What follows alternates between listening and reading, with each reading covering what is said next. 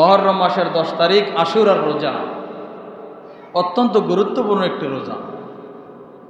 আল্লাহ সুবহানাহু ওয়া তাআলা পবিত্র কোরআনুল কারীমের মধ্যে বলছেন, ইয়া আইয়ুহাল্লাযীনা আমানু কুতিবা আলাইকুমুস সিয়াম কামা কুতিবা আলাল্লাযীনা মিন ক্বাবলিকুম লাআল্লাকুম তাত্তাকুন।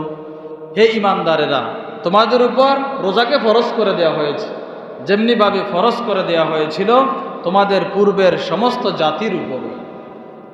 তাইলে আমরা জানি আমাদের উপর শুধুমাত্র রমজান মাসের রোজা ফরজ, এর আগে কোনো জাতির উপরে রমজান মাসে রোজা ফরজ ছিল না।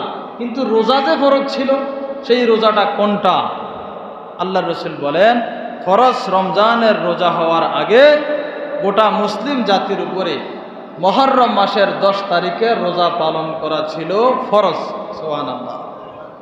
আল্লাহর রাসূল আশুরার রোজা রাখতেন ফরজ জেনে, সাহাবায়ে কেরাম আশুরার রোজা রাখতেন ফরজ জেনে।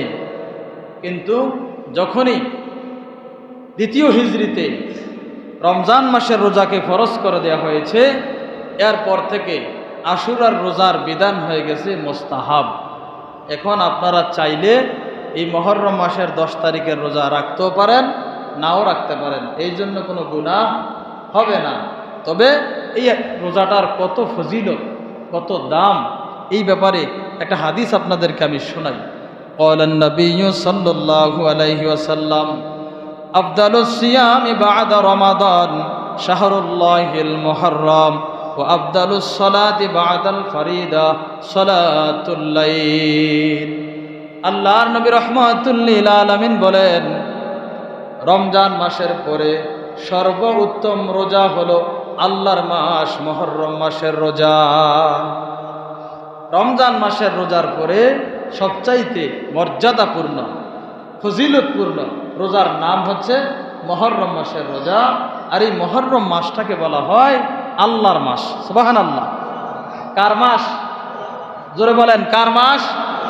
এই কথাটাকে একটু বোঝার জন্য বলি, বাকি 11টি মাস ওইগুলো তো আল্লাহরই মাস, ঠিক না? তাহলে বিশেষ করে মুহররম মাসকে আল্লাহর মাস বলার কারণ কি? এই বিষয়টা বুঝতে গেলে একটা ছোট্ট উদাহরণ দিলে বুঝবেন। এই সারা পৃথিবীতে যত মসজিদ আছে, এই সমস্ত মসজিদগুলা কার ঘর? আমি মনে হয় কথাটা বুঝাইতে পারতেছি না, একটু আওয়াজ আশা করতেছি আপনাদের কাছ থেকে। যদি আপনাকে জিজ্ঞেস করা হয় সারা পৃথিবীর মসজিদগুলা কার ঘর? আল্লাহর ঘর। এই জন্যে আমরা কি আমাদের এই মুরিয়ারা মসজিদকে বাইতুল্লাহ বলতে পারি? শুধুমাত্র বাইতুল্লাহ একটা সৌদি আরবের মক্কাতুল মুকাররমায় অবস্থিত, ঠিক কিনা? ওটার নামে তো বাইতুল্লাহ। তাহলে বাইতুল্লাহ অর্থ আল্লাহর ঘর, এই মসজিদ এগুলাও আল্লাহর ঘর। তবে বিশেষ করে বাইতুল্লাহ বললে আমরা বুঝি মক্কাতুল মুকাররমায় অবস্থিত আল্লাহর ঘর বাইতুল্লাহ, ঠিক না? এর কারণ কি? এর কারণ হচ্ছে মর্যাদা। এই বাইতুল্লাহর মর্যাদা আর মুরিয়ারা গ্রামের মসজিদের মর্যাদা কি এক না? ঠিক তেমনিভাবে 12টি মাস সবই আল্লাহর মাস। এর মধ্যে মুহররম মাস স্পেশাল, সম্মানের মাস, যেটাকে আল্লাহর রাসূল বলছেন শাহরুল্লাহিল মুহররম, আল্লাহর মাস মুহররম। সুবহানাল্লাহ। রমজানের পরে ফজিলতপূর্ণ রোজা হচ্ছে মুহররম মাসের রোজা। এই হাদিসের শেষের অংশে আছে, ও আফদালুস সালাতি বা'দাল ফরিদা সালাতুল লাইল। 5 ওয়াক্ত ফরজ সালাতের পরে সর্বোত্তম, সর্বোৎকৃষ্ট সালাত নামাজ হচ্ছে রাতের নামাজ, অর্থাৎ তাহাজ্জুদের নামাজ। জোরে বলেন সুবহানাল্লাহ। আজ আমরা 5 ওয়াক্ত নামাজে ঠিকমতো পড়ি না, তাহাজ্জুদ থাক দূরের কথা, ঠিক না? পৃথিবীর মুসলমান একটু নজর দেন, ফজরের সময় মুসল্লি পাওয়া যায় না, জোহরের সময় মুসল্লি পাওয়া যায় না, আসরে মুসল্লি নাই, মাগরিবে মুসল্লি নাই, এশায় মুসল্লি নাই। এই মুসল্লিগুলা হারিয়ে যায়, ঠিক কিনা? তারা কোথায় হারায়? অথচ ওই আমেরিকা, কানাডা, মেক্সিকো খেলা হয়, সেখান থেকে ভিডিওর মাধ্যমে টেলিভিশনে দেখায়, মোবাইলের স্ক্রিনে দেখায় মুসলমানের সন্তান রাত 4টা বাজে নিজে জাগ্রত হয়, বন্ধু বান্ধবকে জাগ্রত করে মানুষকে দেখানোর জন্য প্রজেক্টর ভাড়া করে, অথচ তারা সবাই মুসলমান। তারা রমজান আসলে রোজা রাখে, ঈদুল ফিতরের সময় জামাতে যায়, ঈদুল আজহায় জামাতে যায়, কিছুদিন আগে গরুর গলায় তারাই ছুরি চালাইছে, এই জুমার দিনে তারাই মসজিদে আসে, অথচ 5 ওয়াক্ত নামাজের মধ্যে এই যুবক সন্তানদেরকে খুঁজে পাওয়া যায় না। কি কথা ঠিক কিনা? এই যুবকরা কি আছে? অথচ ভোর 4টা বাজে সে নিজে জাগ্রত হয়, তার বন্ধু বান্ধবকে জাগ্রত করে, অথচ ঠিক এই ভোর বেলায় তার মালিক আল্লাহ তাকে ডাকে, সে তার মালিকের ডাকে একদিনের জন্য সারা দিল না নাফরমান। অথচ ইহুদি এবং নাসারাদের পছন্দ করে, তাদেরকে ভালোবেসে, তাদেরকে সমর্থন দিয়ে রাতের ঘুম হারাম করে, পকেটের টাকা খুয়ায়, সময় নষ্ট করে, অথচ সে তার নিজের জিন্দগিকে নিয়ে একটু বিন্দু পরিমাণ ভাবে না। আজ মুসলমানদের এই অবস্থা হয়ে গেছে, এমন অবস্থা হয়ে গেছে।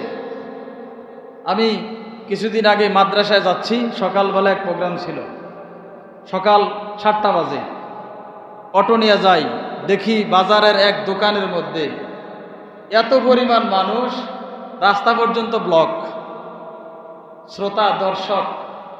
ড্রাইভারে জিগেলাম বাইকিতে বা খেলা চলে, বুঝছেন অবস্থা, ফুটবল খেলা চলে। এগুলো দেখার জন্যে আজ মুসলমান ঘন্টার পর ঘন্টা সময় দেয়, অথচ এই মুসলমান মসজিদের ভিতরে যখন প্রবেশ করে তখন তার 10 মিনিট সহ্য হয় না। কথা ঠিক কিনা? মসজিদের ভিতরে ঢুকলেই তার 10 মিনিট সহ্য হয় না। দেখবেন কিছু মুসল্লি মসজিদে ঢুকে ঘড়িটার মূল চায়, টাইমটা ঠিক আছে নি, কিছুক্ষণ পর পর ঘড়িটার মূল চায়, 1:30 বাজে নেই। 1:30 বাজলে অনেক সময় তো সিগন্যালও দিয়ে লাই, ঠিক না? হয়তো এদিকে নাই, অনেক জায়গায় এমন আছে। অথচ এই মুসলমান ঘন্টার পর ঘন্টা সময় টেলিভিশনের স্ক্রিনে দিচ্ছে, সেখানে তার কোনো বিরক্তি আসে না, শুধুমাত্র আল্লাহর ঘর মসজিদে আসলে বিরক্তি হয়। এই বিষয়টা বোঝার জন্যে একটা হাদিস আপনাদেরকে আমি শোনাই। আল্লাহর রসুল সাল্লাল্লাহু আলাইহি ওয়াসাল্লাম বলছেন যে মাছ পানিতে যেমন নিরাপদ, মুমিন আল্লাহর ঘর মসজিদে তেমন নিরাপদ। সুবহানাল্লাহ বলবেন না? আচ্ছা, পানি থেকে যদি কোনো মাছ মাটির উপরে তোলেন, তখন মাছটা কি নীরবে ঘুমিয়ে থাকে নাকি একটু সড়র ফড়র করে? সড়র ফড়র করে। তার কারণ কি? কারণ মাছ বলে এটা আমার জন্য উপযোগী জায়গা না, আমার জায়গা পানি, তোমরা আমাকে পানিতে ছাড়ো। ছটফট করে সে পানি খুঁজে। আর মসজিদের মধ্যে যেই মানুষ আইসা দেখবেন অস্থির অস্থির সড়র ফড়র করে, আল্লাহ রসুল বলছেন সে মুমিন না, সে মুনাফিক। জোরে কোন নাউজুবিল্লাহ। সহজ কথা, মুমিন হলে মসজিদের ভিতরে এসে সে শান্তি পাবে। মসজিদে আইসা যার অস্থির অস্থির লাগবে, বুঝবেন আপনার কলবের ভিতরে মুনাফিকি কাজ করে। আল্লাহ আমাদের সকলকে হেদায়েত দান করুক, করেন আমিন।